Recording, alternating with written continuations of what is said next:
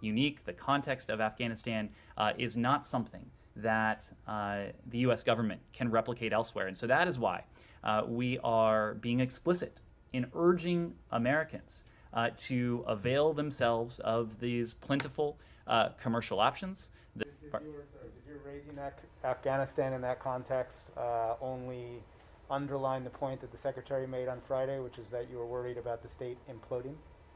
No, it's a very practical measure, and we are trying to be explicit to the American citizen community there that there are these options available. The security situation is tenuous, of course. We are supporting the efforts of President Obasanjo and our partners to put the security situation back on a steadier and ultimately a better track. But we can't be the guarantor, and certainly not in a position to ensure Americans that these options will continue to be available. There's a suggestion coming that there could be an Afghanistan type. Well, we just wasn't, unless I'm mistaken, it wasn't in his question. You just brought it up. No, you are correct. We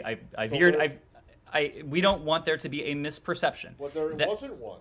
Well, Matt, unless I missed it. I pay pretty close attention to these kind of things, and I don't recall anyone. Matt, you're sitting in the front row of at the Department of State. Yes. There may be Americans around the world who may be under Ethiopia is like Afghanistan. That the U.S. was at war for 20 years. Who may be under and is withdrawing hastily.